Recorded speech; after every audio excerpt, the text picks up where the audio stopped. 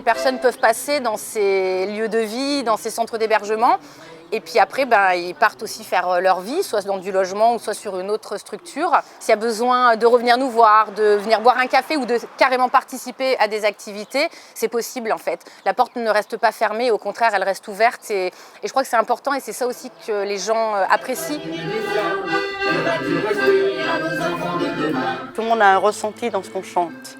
L'indifférence, donc ça touche, voilà, ça nous touche quand même quand on se retrouve des fois au bas de l'échelle, comme on dit, plus ou moins les gens nous ignorent, on n'est plus personne. Au cours, c'est bloc canard WC, papier toilette, produit pour le sol. Tu vas te racheter des cacahuètes? Non, j'en ai encore. Ici, c'est bien, on peut rester à vie. Et puis après, il y a les activités quand même. Tu peux dire que tu gagnes tout le temps à la pétanque. Non, je joue bien, mais bon. Bon, quel modeste. L'idée, c'est d'accueillir les gens quand ils arrivent, quels qu'ils soient, sans critères de distinction, ni d'âge, de pathologie, de papier administratif, enfin voilà, d'accueillir les gens tels que la liste arrive et de travailler après sur les difficultés et les problématiques une fois que les gens sont accueillis. On trouve après l'équilibre avec tous les profils, mais ça se travaille par contre. Et que de dire, oui, on accueille des gens plus âgés, moins âgés, avec des pathologies psychiatriques, des problèmes d'addiction, ça veut dire qu'il faut accepter que ces problématiques-là, on les travaille. Par contre, une fois que les gens ils sont dans les structures, et de donner les moyens de travailler. J'ai travaillé dans d'autres dispositifs avant, et je trouve que le luxe qu'on a en pension de famille, c'est cette question d'inconditionnalité.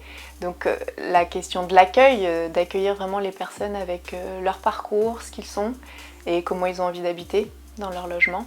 Je crois que c'est 90% de notre travail d'être dans une présence constante et assez fine et d'être assez à l'écoute de ce qui est possible pour eux, de ce dont ils ont besoin.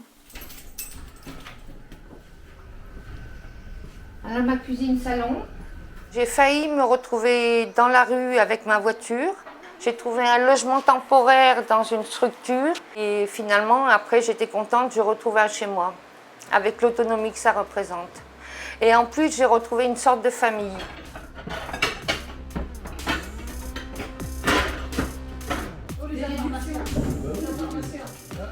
J'ai contacté le 115 et on m'a offert cet endroit. Avant d'avoir le logement, j'ai très souffert et j'étais éloigné de ma femme. Je suis arrivée ici en urgence en 2020. Pendant les 9 premiers mois où j'ai été là, on a beaucoup bossé sur mes papiers pour tout remettre à jour. Ce qu'on a bien réussi, je trouve d'ailleurs.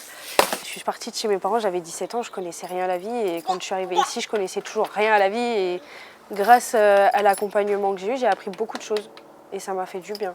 Vraiment, je suis devenue une autre personne en fait depuis que je suis ici et ça fait du bien.